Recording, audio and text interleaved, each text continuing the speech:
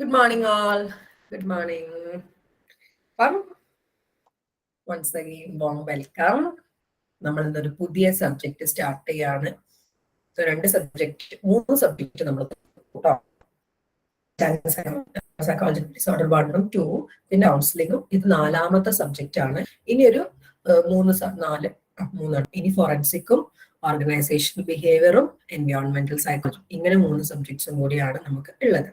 അപ്പം ഇന്ന് എടുക്കാൻ പോകുന്നത് പോസിറ്റീവ് സൈക്കോളജിയാണ്. വളരെ ഇൻട്രസ്റ്റിംഗ് ആയിട്ടുള്ള ഒരു സബ്ജക്റ്റ് ആണ് കേട്ടോ. കാരണം ഒരു കാലഘട്ടം വരെ സൈക്കോളജി ഫുള്ളും നെഗറ്റിവിറ്റിയാണ് സംസാരിച്ചുകൊണ്ടിരുന്നത്.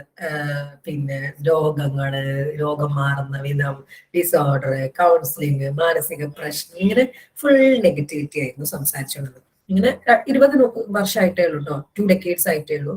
മാർട്ടിൻ സെലിഗ്മാൻ അദ്ദേഹം AP പ്രസിഡന്റ് ആയിട്ടിരുന്ന സമയത്ത് സൈക്കോളജി ഇങ്ങനെ നെഗറ്റീവ് മാത്രം സംസാരിച്ച് ഇരിക്കേണ്ടതല്ല, സൈക്കോളജിയിൽ പോസിറ്റിവിറ്റി കൂടി കൊണ്ടുവരാം. വെൽബീയിങ്, ഫ്ലോ, ഹാപ്പിനെസ്, ഒപ്റ്റിമിസം, ശുഭാപ്തി വിശ്വാസം. അതായത് നമുക്ക് ഒരു പ്രശ്നമില്ലാത്ത ആൾക്കാർക്ക് അല്ലെങ്കിൽ പ്രശ്നം വരാൻ സാധ്യതയുള്ളവർക്ക് ഇതൊക്കെ പ്രൊമോട്ട് ചെയ്ത് കൊടുത്ത ആൾക്ക് പ്രശ്നമില്ലാണ്ട് ജീവിതത്തിൽ സമാധാനവും സന്തോഷവും സൈക്കോളജിക്ക് അങ്ങനെ ഒരു തലം കൂടി ഉണ്ട് എന്ന് കൊണ്ടുവന്ന ഒരു വിഭാഗമാണ് പോസിറ്റീവ് സൈക്കോളജി. ഫൗണ്ടർ ആയിട്ടുള്ളത് മാർട്ടിൻ സെലിഗ്മാൻ ആണ് കേട്ടോ. അദ്ദേഹം AP പ്രസിഡന്റ്, അമേരിക്കൻ സൈക്കോളജിക്കൽ അസോസിയേഷന്റെ പ്രസിഡന്റ് ആയിരിക്കുന്ന സമയത്താണ് ഈ ഒരു മുന്നേറ്റമൊക്കെ കൊണ്ടുവന്നിട്ടുള്ളത് കേട്ടോ. നോക്കാം. എനിക്ക് ഇഷ്ടമാണ് പോസിറ്റീവ് സൈക്കോളജി. ഞാൻ ഡിഗ്രിക്ക് പഠിക്കുമ്പോൾ എന്റെ എലക്ടീവ് പേപ്പർ ആയിരുന്നു positive. From BPCC 141 positive psychology. അപ്പം ഇൻട്രൊഡക്ഷൻ ടു പോസിറ്റീവ് സൈക്കോളജി ആട്ടോ പറയുന്നത്.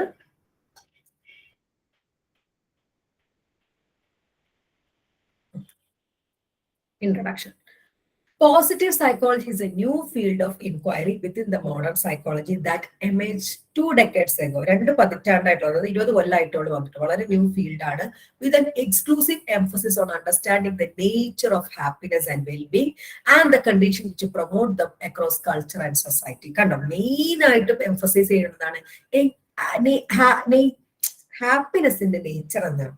അതായത് സന്തോഷത്തിന്റെ സ്വഭാവം അല്ലെങ്കിൽ വെൽബീങ്ങിന്റെ സ്വഭാവം എന്താണ്, എങ്ങനെ വെൽബീങ് കൾച്ചർ ടു കൾച്ചറിലും സൊസൈറ്റിയിലും എത്തിക്കാം, ഓരോ കൾച്ചറിലും സൊസൈറ്റിയിലും എങ്ങനെ ഈ ഹാപ്പിനെസ്സും വെൽബീങ്ങും എത്തിക്കാം, ഇതൊക്കെയാണ് പോസിറ്റീവ് സൈക്കോളജി നോക്കിക്കൊണ്ടിരിക്കുന്നത്. The aim was to help people to lead a good life. Good life അതുവരെ സൈക്കോളജി സംസാരിച്ചിട്ടുള്ള ഡിസോർഡർ മാറ്റി കൊടുക്കുക, അല്ലെങ്കിൽ മാനസിക പ്രശ്നം, ഗുഡ് ലൈഫ് എന്നല്ല, ആ ബാഡ് ആയത് ശരിയാക്കാനായിരുന്നു സൈക്കോളജി അതുവരെ സംസാരിച്ചുകൊണ്ടിരുന്നത്. ഇവിടെ എയിം എന്ന് പറയുന്നത് പീപ്പിളിനെ ഒരു ഗുഡ് ലൈഫിലേക്ക് ലീഡ് ചെയ്യിപ്പിക്കുക, അത്തരത്തിലേക്ക് മാറും. അതാണ് പോസിറ്റീവ് സൈക്കോളജി. ഒരു ന്യൂ ഫീൽഡാണ് മോഡേൺ സൈക്കോളജിയിൽ. 2 പതിറ്റാണ്ടായിട്ട് വന്നിട്ട് അവിടെ എക്സ്ക്ലൂസീവ് എംഫസിസ് ചെയ്യുന്നതിനാണ് നേച്ചർ ഓഫ് ഹാപ്പിനെസ് എന്താണ്, നേച്ചർ ഓഫ് വെൽബീങ് എന്താണ്, അതെങ്ങനെ കൾച്ചർ ടു കൾച്ചറിലും സൊസൈറ്റിയിലും പ്രൊമോട്ട് ചെയ്യാമെന്ന്. മെയിൻ എയിം എന്താണ്, പീപ്പിളിനെ ഗുഡ് ലൈഫിലേക്ക് ലീഡ് ചെയ്യാം എന്നുള്ളതാണ്. ഇതാണ് പോസിറ്റീവ് സൈക്കോളജിയുടെ ഇൻട്രൊഡക്ഷൻ അല്ലെങ്കിൽ ഡെഫിനിഷൻ. ഓക്കെ ആണോ? എനിക്ക് പോസിറ്റീവ് സൈക്കോളജി എടുക്കാൻ ഒറ്റ ചടപ്പ് മാത്രമേ ഉള്ളൂ, ഈ മൂപ്പരെ പേര് പ്രൊണൗൺസ് ചെയ്യും. പിന്നെ മനസ്സിലായോ? ഡെഫിനിഷൻ മനസ്സിലായോ? ഒന്ന് പറഞ്ഞേ ഡെഫിനിഷൻ മനസ്സിലായോ? According to Seligman and Csikszentmihalyi, എന്തിനാണ് ഇങ്ങനത്തെ പേരൊക്കെ കൊണ്ടുപോയിടുന്നത് അല്ലേ? വല്ല ജോർഡനോ ജോസഫ് എന്നൊക്കെ ഇട്ടാ പോരെ.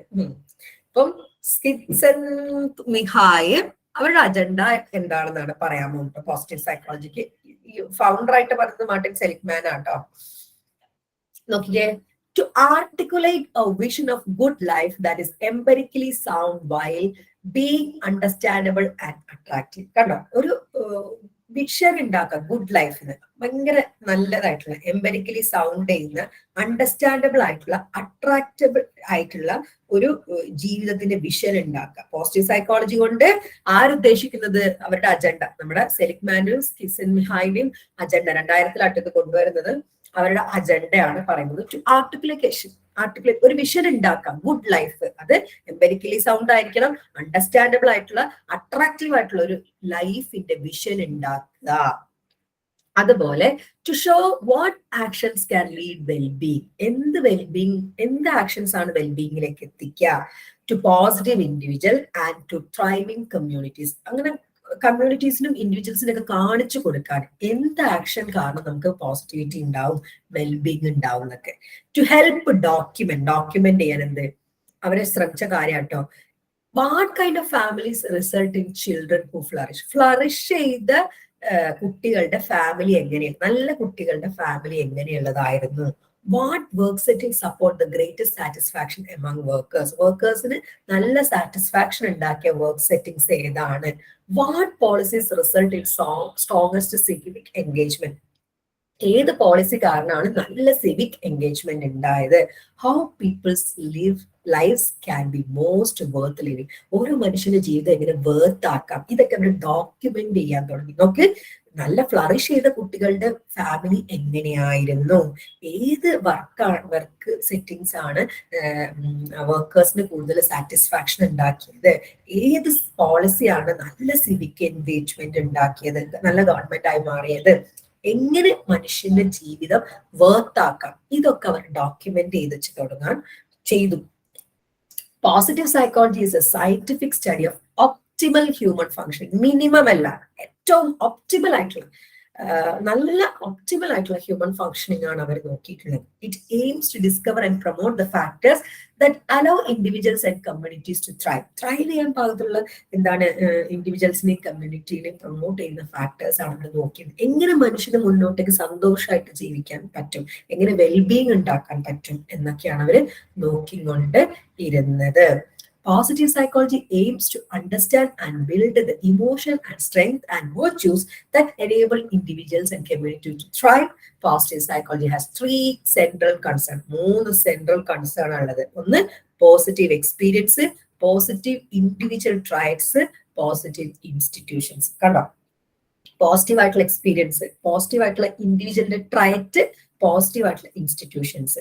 ഏഞ്ചല ഡക്വർത്തും പോൾ റോസിനും മാർട്ടിൻ സെലിഗ്മാൻ ആണ് ഈ മൂന്ന് ഫാക്ടേഴ്സ് കണ്ടെത്തിയിട്ടുള്ളത്. അതായത് പോസിറ്റീവ് സൈക്കോളജി മെയിൻ ആയിട്ടും എന്താ ചെയ്യുന്നത്, അണ്ടർസ്റ്റാൻഡ് ചെയ്യാൻ ശ്രമിക്കുന്നു, ബിൽഡ് ചെയ്യാൻ ശ്രമിക്കുന്നു, ഇമോഷണൽ സ്ട്രെങ്ത് ആൻഡ് വെർച്യു, എങ്ങനെ മനുഷ്യനെ പോസിറ്റിവിറ്റിയിലേക്ക്, ആ നെഗറ്റിവിറ്റി പോസിറ്റിവിറ്റിയിലേക്ക് കൊണ്ടുവരാം. ഇവിടെ മൂന്ന് സെൻട്രൽ കൺസേൺ ആണ് അവർക്ക്. Positive experience, positive individual trait, positive institution. ഒരു മിനിറ്റ്, നമ്മൾ പറഞ്ഞു വന്നത് എയിം ആൻഡ് സ്കോപ്പ് ആണ്. പോസിറ്റീവ് സൈക്കോളജിക്ക് രണ്ട് എയിം ആൻഡ് സ്കോപ്പ് ആയിട്ടുള്ളത്. ഒന്ന് നമ്മുടെ മാർട്ടിൻ സെലിഗ്മാന്റെയും എയിം ആൻഡ് സ്കോപ്പ് സ്കിറ്റ്സെറ്റ്മിലായ അതിലുണ്ട്, രണ്ടാമത്തെ വേറൊരാളുണ്ട്. അപ്പൊ ഇവരെ പ്രകാരം മെയിൻ ആയിട്ടും പോസിറ്റീവ് സൈക്കോളജി കൊണ്ട് എന്താണ്, ഒരു വിഷൻ ഉണ്ടാക്കാം, മനുഷ്യന്റെ ജീവിതം എങ്ങനെ ഗുഡ് ആക്കാം, അണ്ടർസ്റ്റാൻഡബിൾ ആക്കാം, അട്രാക്റ്റീവ് ആക്കാം, ഒരു വിഷൻ ഉണ്ടാക്കാം. പിന്നെന്താണ്, വെൽബീങ് ഉണ്ടാക്കുന്ന ആക്ഷൻ കാണിച്ചു കൊടുക്കാം കമ്മ്യൂണിറ്റിക്ക്. ഇവർ ഡോക്യുമെന്റ് ചെയ്യാൻ ശ്രമിച്ചു. ഫ്ലറിഷ് ചെയ്ത കുട്ടികളുടെ ഫാമിലി എങ്ങനെയായിരുന്നു, അതുപോലെ തന്നെ ഏറ്റവും നല്ല സാറ്റിസ്ഫൈഡ് ആയുള്ള വർക്കേഴ്സിന്റെ വർക്ക് സെറ്റിംഗ് എങ്ങനെയായിരുന്നു, നല്ല പോളിസി ഉള്ള സിവിക് എൻഗേജ്മെന്റ് എങ്ങനെയായിരുന്നു, എങ്ങനെ മനുഷ്യന്റെ ലൈഫ് വർത്ത് ആകും, ഇതൊക്കെ അവർ ഡോക്യുമെന്റ് ചെയ്തു. അവിടെ പോസിറ്റീവ് സൈക്കോളജി ഒരു സയന്റിഫിക് സ്റ്റഡിയാണ്. ഒപ്റ്റിമൽ ഹ്യൂമൻ ഫങ്ഷനിങ് ആണ്. ഹ്യൂമണിന് ഒപ്റ്റിമൽ ലെവലിൽ, മിനിമത്തിലല്ല, അവരെ കൊണ്ട് പറ്റാവുന്നിടത്തോളം എത്ര നല്ല ഫങ്ഷനിങ്ങിൽ എത്തിക്കുക എന്നുള്ളതാണ്. അവിടെ കമ്മ്യൂണിറ്റിനെയും ഇൻഡിവിജ്വലിനെയും ത്രൈവ് ചെയ്യിക്കുക എന്നുള്ളതാണ്. ഇവിടെ മൂന്ന് മെയിൻ ഫാക്ടേഴ്സ് ആണ് അവര് സെൻട്രൽ കോൺസേൺസ് ആണ് കണ്ടെത്തിയിട്ടുള്ളത്. നമ്മൾ ഏഞ്ചല ഡക്വർത്തും പോൾ റോസിനും മാർട്ടിൻ സെലിഗ്മാനും. Positive experience, positive individual trait, positive institution. ഇത്രയും കാര്യം ഒക്കെയാണോ? ഇത്രയും കാര്യം വെരി ഗുഡ്. പോസിറ്റീവ് ഇൻസ്റ്റിറ്റ്യൂഷൻ എന്ന് വെച്ചാൽ ഇൻസ്റ്റിറ്റ്യൂഷൻസ് പോസിറ്റീവ് ആക്കാം. അതായത് പോസിറ്റിവിറ്റി ഉള്ള ഇൻസ്റ്റിറ്റ്യൂഷൻ, ചില സ്കൂൾസ് ഒക്കെ ഇല്ലേ, ചില വർക്ക് സെറ്റിംഗ്സ് പോസിറ്റിവിറ്റി കൊണ്ടുവരുന്ന, ഒരു സ്ട്രെസ്സും ഇല്ലാണ്ട് വർക്ക് ചെയ്യുന്ന, പറയുകയാണെങ്കിൽ വീട് പോലെ ഒരു പോസിറ്റീവ് ഇൻസ്റ്റിറ്റ്യൂഷൻ ആക്കാം.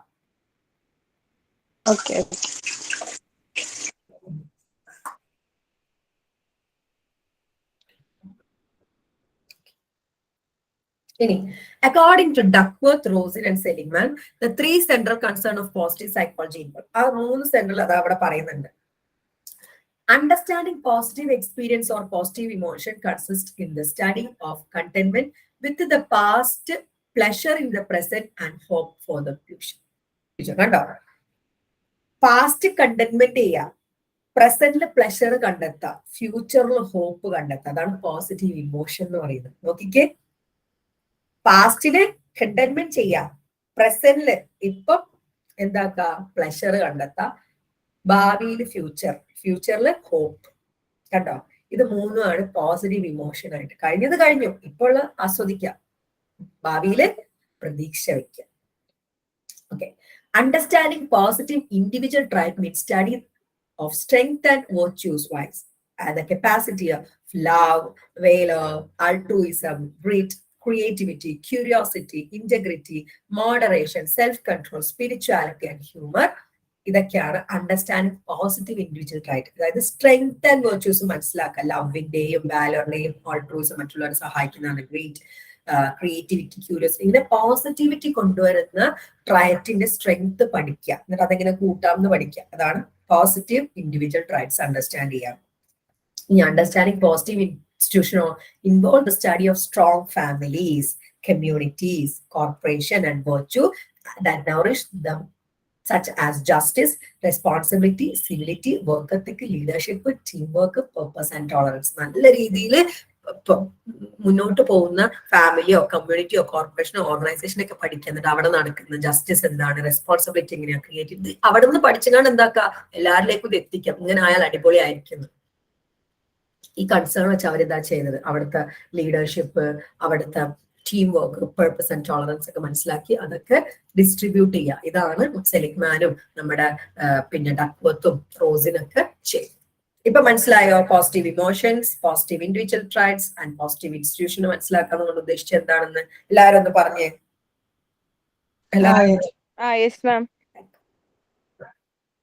ഇനി രണ്ടാമത്തെ പോസിറ്റീവ് സൈക്കോളജിയുടെ എയിം ഇച്ചിരി വ്യത്യസ്തമാണ്, ഇച്ചിരി ഒരു കൊണിഷ്ട് പിടിച്ച സാധനം കേട്ടോ. അതായത് എക്സിസ്റ്റൻഷ്യൽ സൈക്കോളജി എന്ന് പറഞ്ഞിട്ടുള്ള എന്നമ്മേ അതൊരു ഭയങ്കര സൈക്കോളജി കേട്ടോ. എപ്പോഴെങ്കിലും നിങ്ങൾക്ക് സമയം കിട്ടുമ്പോൾ വിക്ടർ ഫ്രാങ്ക്ലിന്റെ മാൻ സെർച്ച് ഫോർ മീനിങ് എന്നൊരു ബുക്ക് ഉണ്ട്, അത് വായിച്ചാലാണ് ഈ എക്സിസ്റ്റൻഷ്യൽ സൈക്കോളജി. നമുക്ക് നമ്മൾ മാത്രമേ ഉള്ളൂ, അവര് റിയാലിറ്റി അങ്ങോട്ട് അക്സെപ്റ്റ് ചെയ്തിട്ട് അതനുസരിച്ച് ജീവിക്കാൻ ശ്രമിക്കുന്ന ആൾക്കാർ. ഡെത്തായ ആരും നമുക്ക് സ്വന്തം ഒന്നല്ല, പിന്നെ റിയാലിറ്റി അങ്ങോട്ട് പറഞ്ഞു തരും. എല്ലാരും ഇപ്പൊ അപ്പനും അമ്മയാണെങ്കിൽ പോലും നമ്മളെ എന്താണ് അവരുടെ ഒരു പിന്നെ എന്താണ് ആവശ്യങ്ങൾക്ക് വേണ്ടി ഉപയോഗിക്കുകയാണ്. മനുഷ്യൻ മാത്രമേ ഉള്ളൂ, ബാക്കിയൊക്കെ അയാൾക്ക് എന്താണ് ഓരോരുത്തരും അയാളുടെ ജീവിതത്തിലുള്ളത് ഓരോ ആവശ്യങ്ങൾക്ക് വേണ്ടി ഇങ്ങനെ റിയാലിറ്റി ആക്സെപ്റ്റ് ചെയ്യിപ്പിച്ചിട്ട് അതിലൂടെ ജീവിക്കാൻ സഹായിക്കുന്ന ഒരു സൈക്കോളജിയാണ് എക്സിസ്റ്റൻഷ്യൽ സൈക്കോളജി. ഈ എക്സിസ്റ്റൻഷ്യൽ സൈക്കോളജിനെ പിൻപറ്റിയിട്ടാണ് പോസിറ്റീവ് സൈക്കോളജി ആര് പറഞ്ഞത്, നമ്മുടെ ഡോക്ടർ വോങ്. അദ്ദേഹം ഒരു എന്താണ് കൗൺസിലിംഗ് ഇൻസ്റ്റിറ്റ്യൂട്ടിന്റെ ഫൗണ്ടറും പ്രസിഡന്റും ഒക്കെ ആയിരുന്നു. ഇന്റഗ്രേറ്റീവ് എക്സിസ്റ്റൻഷ്യൽ പോസിറ്റീവ് സൈക്കോതെറാപ്പി, അതായത് റിയാലിറ്റി ആക്സെപ്റ്റ് ചെയ്യിപ്പിച്ചിട്ട് അതിലൂടെ പോസിറ്റിവിറ്റി കൊണ്ടുവരുന്നുള്ളത്. പക്ഷെ ഈ എക്സിസ്റ്റൻഷ്യൽ തെറാപ്പി ഉണ്ട് കേട്ടോ, എക്സിസ്റ്റൻഷ്യൽ തെറാപ്പി ആരും തൊട്ടൂല, പേടിയാ. കാരണം മരണത്തിലേക്ക് ആക്സെപ്റ്റ് ചെയ്യിപ്പിക്കും, ആ അടി ഉറച്ച് അതിലങ്ങനെ വിശ്വസിപ്പിച്ച് അതിലൂടെ കാര്യങ്ങൾ അവിടെ നമ്മളൊരു പ്രശ്നമായിട്ട് പോയി കഴിഞ്ഞാൽ ആ പ്രശ്നം അതിന്റെ റിയാലിറ്റി നമ്മളെ അടിച്ചങ്ങിട്ട് ഏൽപ്പിക്കും. ചിലപ്പോൾ അതിൽ പതറിപ്പോട്ടും. ആ ഏൽപ്പിച്ച ശേഷം അതിൽ നിന്ന് പക്ഷെ എക്സിസ്റ്റൻഷ്യൽ തെറാപ്പി കഴിഞ്ഞു കഴിഞ്ഞാൽ അത് ഫുൾഫിൽ ചെയ്തിട്ട് ഇന്ത്യയിലൊക്കെ അത് ആര് ചെയ്യുന്നുണ്ടോ എനിക്ക് അറിയില്ല കേട്ടോ. കഴിഞ്ഞു കഴിഞ്ഞാൽ ഭയങ്കര, കാരണം റിയാലിറ്റി അങ്ങോട്ട് മനസ്സിലാക്കി പിന്നീട് അങ്ങോട്ട് ജീവിക്കല്ലേ. അങ്ങനത്തെ ഒരു തെറാപ്പിയാണ്. പക്ഷെ ആരും അതിലേക്ക് അടുക്കില്ല. ചിലപ്പോൾ ഈ റിയാലിറ്റി പറയുമ്പോൾ ആളുകൾ ചിലപ്പോൾ അറ്റാക്ക് വന്ന് ചത്തിട്ടുണ്ടാവും. അങ്ങനത്തെ ഒരു അവസ്ഥയാണ്. അപ്പം അങ്ങനെ റിയാലിറ്റി മനസ്സിലാക്കി അതിലൂടെ സഫറിങ്ങിലൂടെ പോസിറ്റിവിറ്റി കണ്ടെത്തുന്ന ഒരു വിഭാഗമാണ്. സഫർ ചെയ്യിപ്പിച്ചിട്ട്, അതായത് സഫറിങ് ചെയ്യിച്ചിട്ടാണ് പോസിറ്റിവിറ്റി കണ്ടെത്തുക. അതാണ് ഈ പോൾ വോങ്ങിന്റെ പോസിറ്റീവ് സൈക്കോളജി. രണ്ടാമത്തെ എയിം ആൻഡ് സ്കോപ്പ് പോൾ വോങ്ങിന്റെ കേട്ടോ. പോസിറ്റീവ് സൈക്കോളജി എന്തോ ഒരു എക്സാമ്പിൾ പറയാൻ പറ്റാതെ എന്താ ഉദ്ദേശിച്ചത്? നിങ്ങള് ഫോർ എക്സാമ്പിൾ പറയാം, ഒരു മകൻ മരിച്ച അമ്മ നമ്മളെ വന്നു, ആ മകൻ മരിച്ചു, നാളെ നിങ്ങളും മരിക്കാനുള്ളതാണ്, മനുഷ്യർ മരിക്കും, അങ്ങനെ ആ റിയാലിറ്റി അക്സെപ്റ്റ് ചെയ്യിപ്പിക്കും. ആ സഫറിങ്ങിലൂടെ അവരെ പോസിറ്റിവിറ്റി കണ്ടെത്താൻ ശ്രമിപ്പിക്കുക. സഫറിങ്ങിലൂടെയാണ് അത് വരുന്നത്. ആ സഫറിങ് അവിടെ ഉണ്ടാവും. ഫ്ലറിഷിങ് ത്രൂ സഫറിങ് എന്നാ പറയും. എന്നിട്ട് അതിൽ പോസിറ്റിവിറ്റി കണ്ടെത്തിയിരിക്കുക. അതാ ചെയ്യിപ്പിക്കുക. അല്ലാതെ സാരമില്ല അങ്ങനെ സമാധാനിപ്പിക്കലൊന്നുമില്ല, അക്സെപ്റ്റ് ചെയ്യിപ്പിക്കും, എന്നിട്ട് ഫ്ലറിഷ് ചെയ്യിപ്പിക്കുക ചെയ്യാം.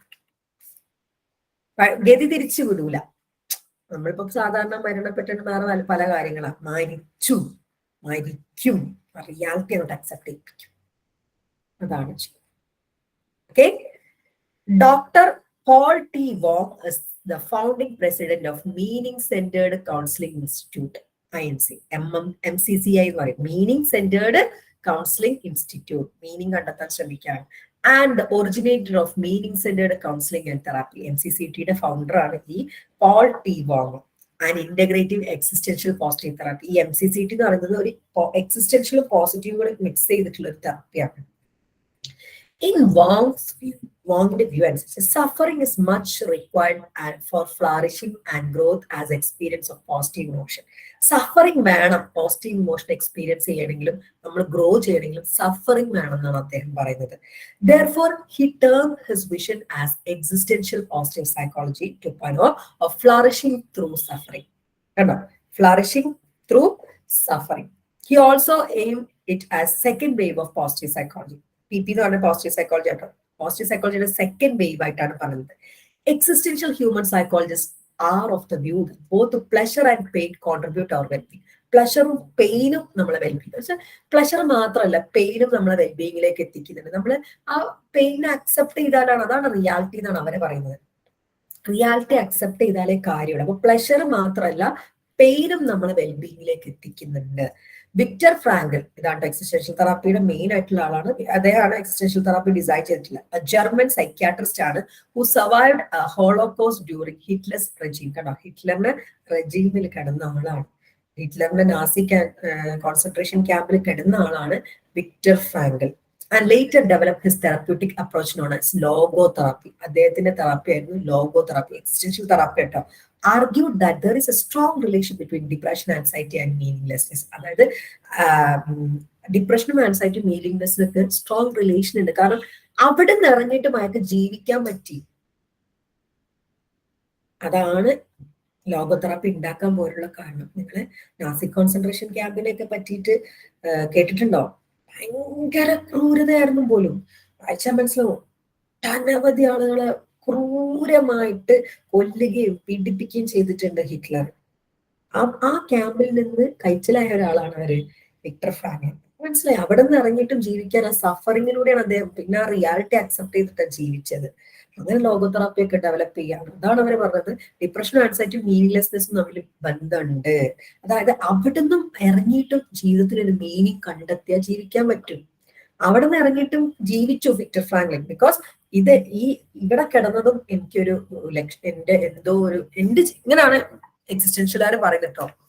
എന്റെ ജീവിതത്തിന് എന്തോ ഒരു ലക്ഷ്യമുണ്ട്. ഓൾ പീപ്പിൾ ഹാവ് സം, എന്താ പറയാ, ഒരു യുണീക്ക് ആയിട്ടുള്ള ഒരു ലക്ഷ്യം ഓരോരുത്തരുടെ ഒരു മീനിങ് ഉണ്ട് അവരുടെ ജീവിതത്തിന്. അപ്പം എനിക്ക് ഇവിടെ ജീവിച്ചു, ഐ മീൻ ഈ കോൺസെൻട്രേഷൻ ക്യാമ്പിൽ ജീവിച്ചു, ഇതെന്റെ ഒരു വഴിയാണ്, അല്ലെങ്കിൽ എന്റെ ജീവിതത്തിന് ഒരു മീനിങ് ഇതാണ്. ആ മീനിങ് കണ്ടെത്തി കഴിഞ്ഞാൽ അതൊക്കെ ജീവിക്കാൻ പറ്റും എന്നാണ് പറയുന്നത്. നേരെ മറിച്ച് മീനിങ്ലെസ്നെസ്, എന്റെ ജീവിതത്തിന് എനിക്കൊരു അർത്ഥം കണ്ടെത്താൻ പറ്റിയിട്ടില്ലെങ്കിൽ അത് ഡിപ്രഷനിലേക്കും ആൻസൈറ്റിയിലേക്കും നയിക്കും. അപ്പം റിയാലിറ്റി അക്സെപ്റ്റ് ചെയ്തിട്ട് തന്റെ ജീവിതത്തിന്റെ മീനിങ് കണ്ടെത്താനാണ് ഈ എക്സിസ്റ്റൻഷ്യലാർ പറയുന്നത്. അതാണ് മാൻ സെർച്ചിങ് ഫോർ മീനിങ്. ലോഗോതെറാപ്പിയുടെ ഫാദർ ആയിട്ടുള്ള വിക്ടർ ഫ്രാങ്ക്ലിൻ ഈ റെജിമെന്റ് ക്യാമ്പിൽ വന്നതിന് ശേഷം എഴുതിയ ബുക്കാണ്. വളരെ പ്രശസ്തമായിട്ടുള്ള ബുക്കാട്ടോ. എന്റെ കയ്യിലുണ്ട് അതിന്റെ കോപ്പി, ഞാൻ വേണമെങ്കിൽ അയച്ചു തരാം. അപ്പം അതാണ് മാൻ സെർച്ച് ഫോർ മീനിങ്ങിൽ പറയുന്നത്. അതായത് ജീവിതത്തിന് മീനിങ്ലെസ് ആവുമ്പോഴാണ് ആൻസൈറ്റി ഡിപ്രഷനൊക്കെ വരുന്നത്. അത് തമ്മിൽ ബന്ധമുണ്ട്. മീനിങ് കണ്ടെത്തി കഴിഞ്ഞാൽ, എന്റെ ജീവിതത്തിന് ലക്ഷ്യം ഉണ്ടെന്ന് കണ്ടെത്തി കഴിഞ്ഞു കഴിഞ്ഞാൽ അവിടെ ഹോപ്പ് വരും. അല്ലെങ്കിൽ നാസി റെജിമെന്റ് ക്യാമ്പ് എന്നൊക്കെ കഴിച്ചിലാവുന്നതല്ലേ ഋതുപ്രാണനായിട്ടൊക്കെ വിട്ടിട്ടുണ്ടാവാം. എന്നിട്ട് പോലും അവിടെ നിന്നും എണീച്ചു വരാൻ പറ്റിയത് അയാളുടെ ജീവിതത്തിൽ അയാൾ ഒരു മീനിങ് കണ്ടെത്തിയതിനെ കൊണ്ടാണ്. അതാണ് അദ്ദേഹം പറഞ്ഞത്, there is a strong relationship between depression, anxiety and meaninglessness. അതായത് ജീവിതത്തിന് അർത്ഥം ഇല്ലാണ്ടാകുമ്പോഴാണ് ആൻസൈറ്റി ഡിപ്രഷൻ ഒക്കെ വരുന്നത്. എന്ത് പ്രശ്നം വന്നാലും ഒരു അർത്ഥം കണ്ടെത്തുകയാണെങ്കിൽ, ആ സഫറിങ്ങിലൂടെ അർത്ഥം കണ്ടെത്തുകയാണെങ്കിൽ പോസിറ്റിവിറ്റി വരും എന്നാണ് എക്സിസ്റ്റൻഷ്യലാർ പറയുന്നത്. ഇത് കമ്പൈൻ ചെയ്തിട്ടാണ് നമ്മുടെ വോങ് എന്ത് ചെയ്തിട്ടുള്ളത്, തെറപ്പി ഡിസൈൻ ചെയ്തിട്ടുള്ളത്. Okay. Wong note that existential positive psychology, EPP, or positive existential psychology represent a natural amalgamation between positive psychology and existential psychology. കണ്ടോ, നാച്ചുറലി ഈ രണ്ടും കൂടി കമ്പൈൻ ചെയ്യാം. Basically, existential positive psychology address a few fundamental questions about self-identity and the human condition of striving for happiness within the constraint of reality. Reality constraint ചെയ്യിച്ചുകൊണ്ട് അതിലൂടെ happiness കണ്ടെത്താൻ ശ്രമിക്കുക, self ഐഡന്റിറ്റിയിലൂടെ happiness കണ്ടെത്താൻ ശ്രമിക്കുക. ഇതാണ് എക്സിസ്റ്റൻഷ്യൽ പോസിറ്റീവ് സൈക്കോളജിയിലൂടെ. അത് existential മീനിങ്ങും plus positive psychology. അത് അവിടെ മറ്റേടത്തില് സന്തോഷം, ഹോപ്പ് അല്ലെങ്കിൽ പ്രതീക്ഷ മറ്റേ പാസ്റ്റിനെയൊക്കെ മറന്നുകൊണ്ടാണ്. ഏത് നമ്മുടെ സെലിഗ്മാന്റെയും റോസിന്റെയും. ഇവിടെ അങ്ങനെയല്ല, പാസ്റ്റിന് എന്താണ് കൺസ്ട്രെയിൻ ചെയ്യിച്ച് റിയാലിറ്റി മനസ്സിലാക്കി. ഞാൻ നാസി കോൺസെൻട്രേഷൻ ക്യാമ്പിൽ കിടന്നു, ചിലപ്പോൾ ക്രൂരമായിട്ട് അവിടെ റേപ്പ് ചെയ്യപ്പെട്ട പെണ്ണുങ്ങളൊക്കെ ഉണ്ടാവും. അതൊക്കെ സംഭവിച്ചു, അതിന്റെ ജീവിതത്തിൽ സംഭവിച്ചു, അതിന്റെ ഒരു നിയോഗമാണ്. ഇപ്പം ഞാൻ ഇങ്ങനെ ജീവിക്കണം. അങ്ങനെ ആ സഫറിങ്ങിലൂടെ പോസിറ്റിവിറ്റി കണ്ടെത്താമെന്നാണ് രണ്ടാമത്തെ വിഭാഗമായിട്ടുള്ള എക്സിസ്റ്റൻഷ്യൽ പോസിറ്റീവ് സൈക്കോളജി കൊണ്ട് ഉദ്ദേശിക്കുന്നത്. ഓക്കെ ആണോ? ഓക്കെ ആണോ? കോൺസെപ്റ്റ് കിട്ടിയില്ലേ നിങ്ങൾക്ക്?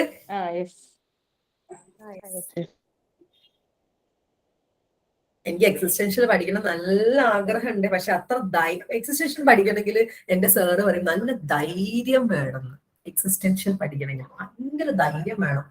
റിയാലിറ്റി നമ്മളൊക്കെ അങ്ങനെ എല്ലായിടും ജീവിക്കുന്നത്. റിയാലിറ്റി ആക്സെപ്റ്റ് ചെയ്യാണ്ട് റിയാലിറ്റിയിൽ നമ്മൾ അങ്ങനെ അങ്ങോട്ട് നമ്മൾ മരിക്കും, നമ്മളെ മക്കളും മരിക്കും, അല്ലെങ്കിൽ നമ്മളെ മക്കളും അങ്ങനെ ഒരു റിയാലിറ്റി നമ്മൾ ആക്സെപ്റ്റ് ചെയ്യാൻ നമുക്ക് ജീവിക്കാൻ പറ്റുമോ?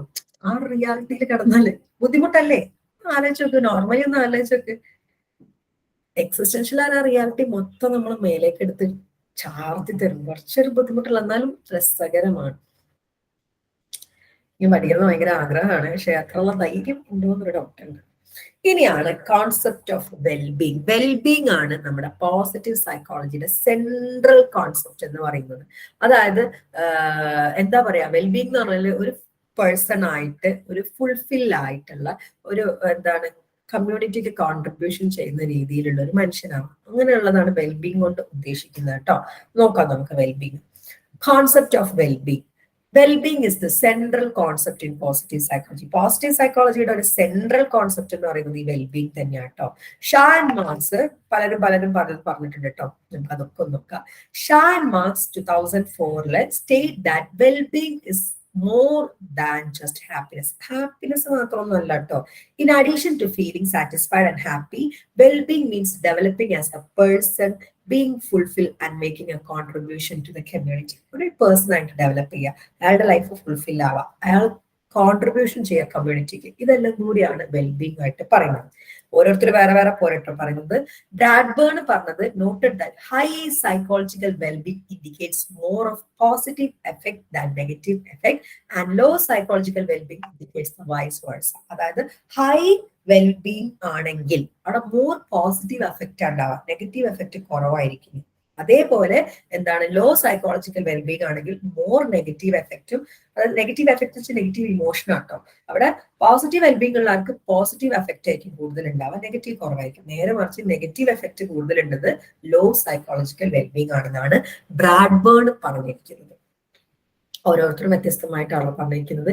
E.D. Diener concept of subjective wellbeing, അതാണ് സബ്ജക്റ്റീവ് വെൽബീങ് ആണ്. എന്റെ വെൽബീങ് ഞാൻ തീരുമാനിക്കുന്നതാണ്. Subjective wellbeing is associated with the two elements, positive and negative effect. Positive and negative mood, life satisfaction. അതായത് പോസിറ്റീവ് എഫക്റ്റും എന്റെ ലൈഫിൽ ഞാൻ അധികം എന്റെ ജീവിതത്തിൽ പോസിറ്റീവ് മൂഡാണ്, ഞാൻ എന്റെ ലൈഫിനോട് സാറ്റിസ്ഫൈഡ് ആണെങ്കിൽ അത് പോസിറ്റീവ് സെൽഫ് വെൽബീങ് ആണ്, സബ്ജക്റ്റീവ് വെൽബീങ് ആണ്. നേരെ തിരിച്ചാണെങ്കിൽ നെഗറ്റീവ് സെൽഫ് വെൽബീങ് ആണ്, സബ്ജക്റ്റീവ് വെൽബീങ് ആണ് ഉണ്ടാവുക. The satisfaction with the life scale with the 5 item only is developed by Dale. അദ്ദേഹം വെൽബീങ് നോക്കാനായിട്ട് ഒരു സ്കെയിൽ, ഒരു ക്വസ്റ്റ്യനെയർ ഉണ്ടാക്കിയിട്ടുണ്ട്. ആകെ 5 ക്വസ്റ്റ്യനേ ഉള്ളൂ. And is most widely used to measure for research on wellbeing. വെൽബീങ്ങിന്റെ റിസർച്ചിലോ അല്ലെങ്കിൽ വെൽബീങ് ടെസ്റ്റ് ചെയ്യാൻ ഏറ്റവും കൂടുതൽ ഉപയോഗിക്കുന്നത് നമ്മുടെ E.D. ഡെയ്നറിന്റെ വെറും 5 ക്വസ്റ്റ്യനുള്ള ലൈഫ് സ്കെയിലാണ്. Satisfaction with life scale SWLS. അദ്ദേഹം പറഞ്ഞിരിക്കുന്നത് 2 ഘടകങ്ങളാണുള്ളത്. ഒന്ന് പോസിറ്റീവ് അല്ലെങ്കിൽ നെഗറ്റീവ് എഫക്ട്, ലൈഫ് സാറ്റിസ്ഫാക്ഷൻ. അദ്ദേഹത്തിന്റെ ഈ 5 ക്വസ്റ്റ്യനുള്ള സ്കെയിലാണ് ഒരാൾക്ക് വെൽബീങ് ഒക്കെ വേൾഡ് വൈഡ് ആയിട്ട് ഉപയോഗിക്കുന്നത്. ഇനി another important contribution came from Carol Ryff കേട്ടോ. who question the idea of limiting the notion of well-being to pleasure seeking or happiness as usually called. Riff concept of psychological well-being goes beyond one's effective experience ആണ്. വെറും pleasure seeking അല്ല, effective experience, അതായത് ഇമോഷനുമായിട്ടുള്ള experience ആണ് അദ്ദേഹം wellbeing ആയിട്ട് പറയുന്നത്. അതായത് വെറും പ്ലഷർ സീക്കിംഗ് അല്ല, ഇമോഷനുമായിട്ടുള്ള എന്താണ് ഇമോഷണലി ഉള്ള എക്സ്പീരിയൻസ് ആണ് വെൽബീങ്ങിലേക്ക് പോകുന്നത്. സൈക്കോളജിക്കൽ വെൽബീങ് എന്ന് പറയുന്നത് ഇമോഷണൽ എക്സ്പീരിയൻസ് ആണെന്നാണ് അദ്ദേഹം പറയുന്നത്. It focus on knowing what extent a person has able to develop oneself in turn to 6 different psychological dimensions. Kando anatomy, environmental mastery, personal growth, positive relation with others, purpose in life, self acceptance എന്നുള്ള ഈ 6 psychological dimensions വെച്ചിട്ടാണ് ഒരാളുടെ വെൽബീങ്ങിനെ calculate ചെയ്യുന്നത് എന്നാണ് ആര് പറഞ്ഞത്? നമ്മുടെ Carol റിഫ് പറഞ്ഞത്. വെറും പ്ലഷർ സീക്കിങ്ങിലല്ല പോകുന്നത്, അയാളുടെ എഫക്റ്റീവ് എക്സ്പീരിയൻസിലേക്കാണ്. അതായത് ബിയോണ്ട് വൺസ് എഫക്റ്റീവ് എക്സ്പീരിയൻസ്, അതിനും അപ്പുറത്തേക്ക് ബിയോണ്ട് ആയിട്ട്, അതായത് ഇമോഷൻ എക്സ്പീരിയൻസിനും അപ്പുറത്തോട്ട്, അതായത് 6 കാര്യങ്ങൾ വെച്ചിട്ടാണ്, സൈക്കോളജിക്കൽ ഡയമെൻഷൻസ് വെച്ചിട്ടാണ് സെൽഫ് ഡെവലപ്പ് ചെയ്യുന്നതെന്നാണ്. ഓട്ടോണോമി, ഒറ്റയ്ക്കുള്ള ഒറ്റയ്ക്ക് ചെയ്യാനുള്ള ഓട്ടോണോമി, എൻവയോൺമെന്റൽ mastery, personal growth, positive relation with others, purpose in life, self acceptance. ഈ 6 വെച്ചിട്ടാണ്. അത് ബിയോണ്ട് ദ എഫക്റ്റീവ് എക്സ്പീരിയൻസ്, നമ്മുടെ ഇമോഷണൽ എക്സ്പീരിയൻസിന്റെയും അപ്പുറത്തോട്ട് പോകും. ഈ 6 ഫോക്കസ് ചെയ്തിട്ടാണ് വെൽബീങ്ങിനെ പറ്റിയിട്ട് കാരോൾ റിഫ് പറഞ്ഞിട്ടുള്ളത്. വെറും പ്ലഷർ സീക്കിങ്ങിലല്ല അല്ലെങ്കിൽ ഹാപ്പിനെസ്സിലല്ല വെൽബീങ് കിടക്കുന്നത്, അത് എഫക്റ്റീവ് എക്സ്പീരിയൻസിന്റെയും അപ്പുറത്തോട്ട് പോകും. അതായത് ഫോക്കസ് ചെയ്യുന്നത് വാട്ട് എക്സ്റ്റെന്റ്, എത്രത്തോളം ഒരു പേഴ്സണ് ഡെവലപ്പ് ചെയ്യാൻ പറ്റും ഈ 6 എണ്ണം, അതനുസരിച്ചിരിക്കും ആളുടെ വെൽബീങ് എന്നാണ് കാരോൾ റിഫ് പറഞ്ഞിട്ടുള്ളത്. ഓക്കെ ആണോ? ഓക്കെ ആണോ? പറഞ്ഞേ. മാം, അത് ചെയ്ത് നോക്കുമ്പോ തന്നെ നമുക്ക് റിസൾട്ട് കറക്റ്റ് ആയിട്ട് തന്നെ കിട്ടുക? ഏത് നമ്മുടെ പോസിറ്റീവ് SWLS അല്ലേ 5 ക്വസ്റ്റ്യൻ ഉള്ള?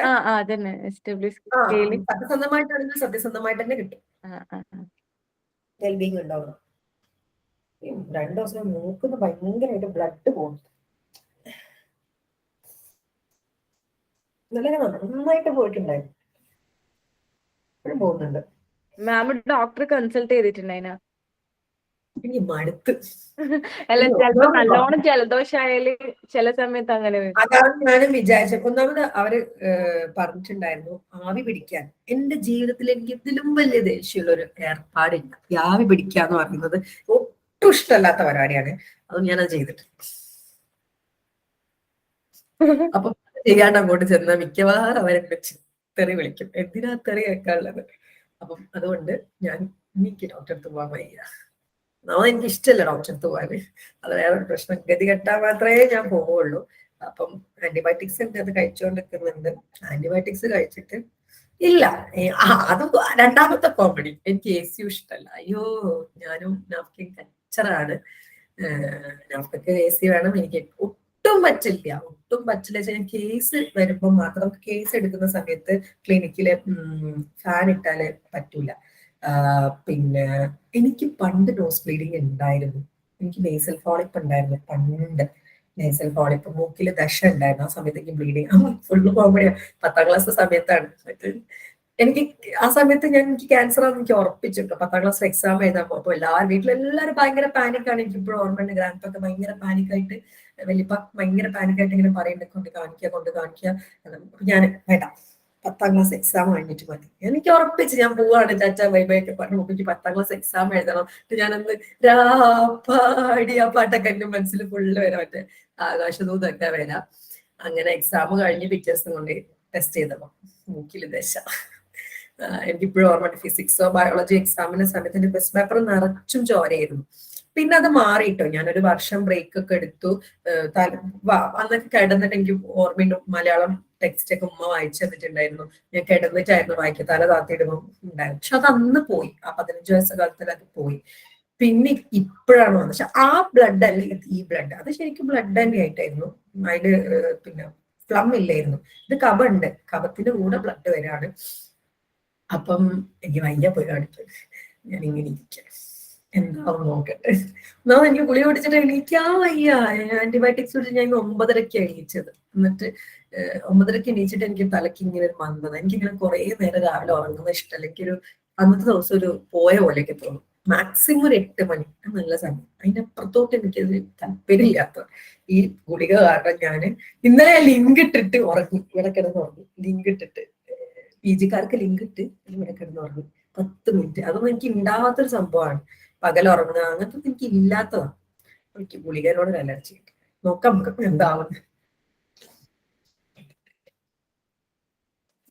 വെള്ളം ധാരാളം കുടിക്കുന്ന ഒരാളാണ്. അങ്ങനത്തെ എനിക്ക് urinary infection full common, high urinary infection ഉണ്ട്. അപ്പം ഒരു 2 കുപ്പി വെള്ളമൊക്കെ ഞാൻ ഇവിടെ ഇരുന്ന് കുടിക്കും. ക്ലാസ് എടുത്തോണ്ടിരിക്കും, നിങ്ങൾ കാണാറില്ല, വെള്ളം ഇങ്ങനെ കുടിക്കും. ഇനി നമുക്ക് പറയാനുള്ളത് historical perspective on positive psychology ആണ്, ഹിസ്റ്ററിയാണ്. 2 രീതിയിൽ പറയുന്നുണ്ട്, ഇന്റേണൽ ഹിസ്റ്ററി ഉണ്ട്, എക്സ്റ്റേണൽ ഹിസ്റ്ററി ഉണ്ട്. നോക്കാം നമുക്ക്. There are 2 ways of writing the history of a discipline.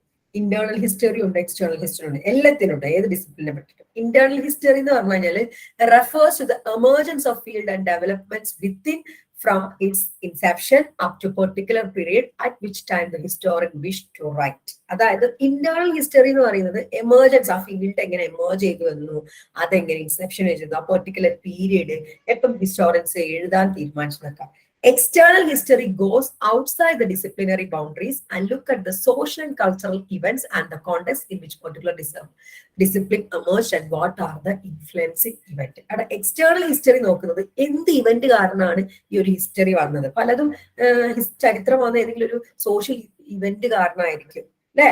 Social event, ആ ഇവന്റ് ഏതാണെന്ന് നോക്കുന്നതാണ് എക്സ്റ്റേണൽ ഹിസ്റ്ററി. ഇന്റേണൽ ഹിസ്റ്ററി എന്ന് പറയുന്നത് എങ്ങനെ എമേർജ് ചെയ്തു വന്നു, അതെങ്ങനെ ഡെവലപ്പ് ചെയ്തു വന്നതാണ്, അതാണ് ഇന്റേണൽ ഹിസ്റ്ററി. എന്ത് കാരണം കൊണ്ട് അത് എമേർജ് ചെയ്തു വന്നു, ഡെവലപ്പ് ചെയ്തു എന്നുള്ളതാണ് എക്സ്റ്റേണൽ ഹിസ്റ്ററി. ഓക്കെ, അപ്പൊ ഏതൊരു ഡിസിപ്ലിനും ഈ 2 ഹിസ്റ്ററി ഉണ്ടാവും കേട്ടോ. ഇന്റേണൽ ഹിസ്റ്ററിയും എപ്പോഴും ഒരു ഹിസ്റ്ററി വരുന്നത് ഒരു സോഷ്യൽ പ്രോബ്ലം കാരണമാണ്. ആ പ്രോബ്ലം എന്ന് പറയുന്നതാണ് external history. Positive psychology and other social sciences എല്ലാം വന്ന് എങ്ങനെ നോക്കാം. Since the main theme of positive psychology is happiness, well-being and flourishing, this field of inquiry is related to other disciplines in social sciences such as economics, political science, sociology.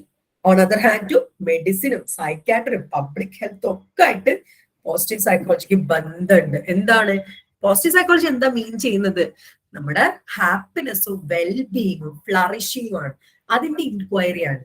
അതുകൊണ്ട് തന്നെ social science പോലെയുള്ള മറ്റ് social science discipline ആയിട്ടുള്ള എക്കണോമിക്സും political സയൻസും സോഷ്യോളജിയും അതുപോലെ മെഡിസിനും സൈക്യാട്രിയും public ഹെൽത്തും ഒക്കെ ആയിട്ട് ബന്ധമുണ്ട് പോസിറ്റീവ് സൈക്കോളജിയിൽ. Okay, in general we can say that positive psychology has a relation to any discipline or a branch within it that has something to do with human welfare. Human വെൽഫെയറിന് വേണ്ടി എന്തെങ്കിലും ചെയ്യാൻ വിചാരിക്കുന്ന ഏത് ബ്രാഞ്ചുമായിട്ടും, മനുഷ്യന്റെ വെൽഫെയറിന് വേണ്ടിയിട്ട് പ്രവർത്തിക്കുന്ന ഏത് ബ്രാഞ്ചുമായിട്ടും പോസിറ്റീവ് സൈക്കോളജിക്ക് റിലേഷൻ ഉണ്ട്. കാരണം എന്താ? പോസിറ്റീവ് സൈക്കോളജി വെൽബീങ്ങും ഹാപ്പിനെസ്സും കാര്യങ്ങളൊക്കെയാണ് നോക്കുന്നത്, ഫ്ലറിഷിങ്ങും ആണ് നോക്കുന്നത്.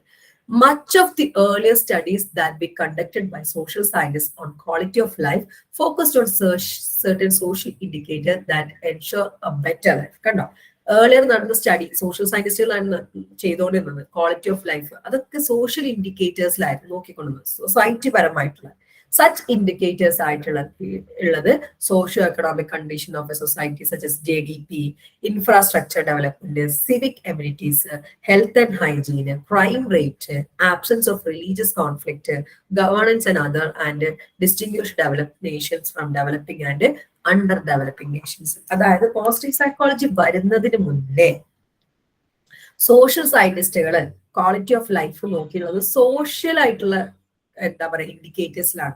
ഒരാളുടെ സാമ്പത്തികം, സോഷ്യോ എക്കണോമിക് കണ്ടീഷന്, ഇൻഫ്രാസ്ട്രക്ചർ ഡെവലപ്മെന്റ്, സിവിക് എമ്യൂണിറ്റീസ്, ഇങ്ങനത്തെ കാര്യത്തിലായിരുന്നു നോക്കിക്കൊണ്ടിരുന്നത്. സൊസൈറ്റി പരമായിട്ട് ഇൻഡിവിജ്വലിനായാലല്ലേ സൊസൈറ്റി ആവുള്ളൂ, പക്ഷെ ഇത് സോഷ്യൽ സയൻസിലാണല്ലോ. പോസിറ്റീവ് വരുന്നതിന് മുന്നേ സോഷ്യൽ സയൻസിലാണ് നോക്കിയിരുന്നത്.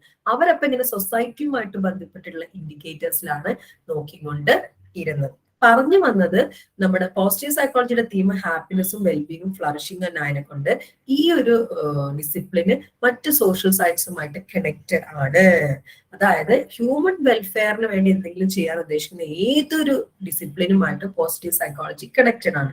പണ്ടൊക്കെ സോഷ്യൽ ഇൻഡിക്കേറ്റേഴ്സ് ആയിരുന്നു നോക്കിക്കൊണ്ടിരുന്നത്. എങ്ങനെ പോസിറ്റിവിറ്റി കണ്ടെത്തും? പോസിറ്റീവ് സൈക്കോളജി വരുന്നതിന് മുന്നേ.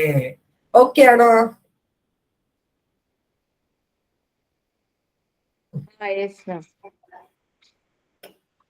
ഇനിയാണ് JDP to JNHI, towards holistic approach to human development. The term gross national happiness was first coined by 4th king of Bhutan, King Jigme Sangye Wangchuk, in 1972, when he declared gross national happiness, JNP, is more important than JDP, gross domestic product. കാരണം അതുവരെ gross domestic product JDP ആയിരുന്നു society പരമായിട്ട്. അവിടെ ഈ term മാറ്റി gross national happiness എന്നുള്ളത് ആദ്യമായിട്ട് coin ചെയ്തത് നമ്മുടെ ഭൂട്ടാന്റെ 4ാമത്തെ കിങ് ആയിട്ടുള്ള കിങ് ജിഗ്മി സാംഗെ വൻചാക് ആണ് 1972. The concept implies that sustainable development should not take a holistic approach toward notion of progress and give equal importance to non-economic aspect of well-being. അതായത് കുറെ സാമ്പത്തികം ഉണ്ടായി എന്ന് വെച്ചിട്ട് വെൽബീങ് ഒന്നും ഉണ്ടാവില്ല. നോൺ എക്കണോമിക് ആസ്പെക്റ്റും കൂടി നോക്കണം. കുറെ ശമ്പളം കൊടുത്തെന്ന് വെച്ചിട്ട് ഒരു സ്ഥാപനത്തിൽ ആൾക്കാർക്ക് വെൽബീങ് ഉണ്ടാകും. അതെടുത്തിട്ട് അവർക്ക് പാർട്ടി വെച്ചിട്ടും അവരെ ട്രിപ്പിന് കൊണ്ടിട്ടൊക്കെ എന്താക്കണം? നോൺ എക്കണോമിക് ആസ്പെക്റ്റും കൂടെ നോക്കണം. അതാണ് the concept implies that sustainable development should take a holistic approach toward notion of progress, give equal importance. But holistic approach വെറും എക്കണോമിക്സിൽ മാത്രമല്ല, എക്കണോമിക്സിലും നോൺ എക്കണോമിക് ആസ്പെക്ട്സിലും ഈക്വൽ ഇമ്പോർട്ടൻസ് കൊടുക്കണം.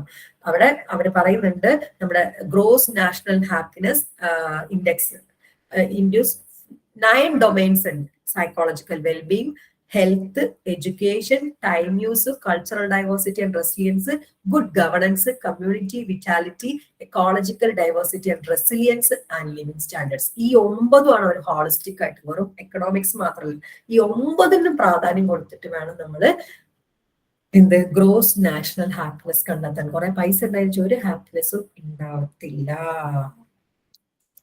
ഇത് സ്കെയിലാട്ടോ. JNH ഇൻഡെക്സ് എന്ന് പറയുന്നത് നമ്മുടെ general gross national happiness index എന്ന് പറയുന്നത് ഹാപ്പിനെസ് കണ്ടെത്താനുള്ള സ്കെയിലാണ്. അതിൽ 9 ഡൊമൈൻസ് ആണ്. ഈ 9 കൂടെ നോക്കിയിട്ടാണ് ഒരാൾ ഹാപ്പി ആണോ എന്ന് തീരുമാനിക്കുന്നത്. ഈ JNHI തന്നെ റിവേഴ്സ്ഡ് വേർഷനിൽ 33 indicators in the 9 domains. 33 indicators ഉണ്ട്. ഈ 33 ക്വസ്റ്റ്യൻസ് ഓൾ ആണ് വരുന്നത്. These indicators and domain aim to emphasise different aspect of wellbeing and different ways of meeting underline human needs. അവിടെ ഡിഫറെന്റ് ആസ്പെക്ട് ഓഫ് വെൽബീങ്ങും human നീഡ്സിന്റെ underline meeting ഒക്കെ കൂടെ നോക്കിയിട്ട് ഈ 9 ആസ്പെക്ടില് 33 ഇൻഡിക്കേറ്റർ വെച്ചിട്ടാണ് അവിടെ ഗ്രോസ് നാഷണൽ ഹാപ്പിനെസ് അളക്കുന്നത്. അതായത് അതുവരെ JDP ആണ് ഉണ്ടായിരുന്നത്. ഏത്? Gross domestic product. അത് ഫുള്ളും എക്കണോമിക്സിലാണ് ഉണ്ടായിരുന്നത്. അത് പോരാ, ഗ്രോസ് നാഷണൽ ഹാപ്പിനെസ് ആണ്, നേഷന് മൊത്തമുള്ള ഹാപ്പിനെസ് ആണ് നോക്കേണ്ടത്. എക്കണോമിക്കും നോൺ എക്കണോമിക്കും ഒരേപോലെ പ്രാധാന്യം കൊടുക്കണം എന്ന് പറഞ്ഞിട്ട് സ്കെയിൽ ഡെവലപ്പ് ചെയ്യാണ്. ഗ്രോസ് നാഷണൽ ഹാപ്പിനെസ് ഇൻഡെക്സ് എന്ന് പറഞ്ഞിട്ട് 9 ഡൊമൈൻസ് 33 ഇൻഡിക്കേറ്റർ ഉണ്ട്. ഇത് നോക്കിയിട്ടാണ് ഒരു നേഷനിലെ ആൾക്കാർ ഹാപ്പി ആണോ എന്ന് തീരുമാനിക്കുന്നത്. ഈ JDP to JNHI എന്ന് പറയുന്നത് വളരെ പ്രാധാന്യമുണ്ട് പോസിറ്റീവ് സൈക്കോളജി. ഓക്കെ ആണോ?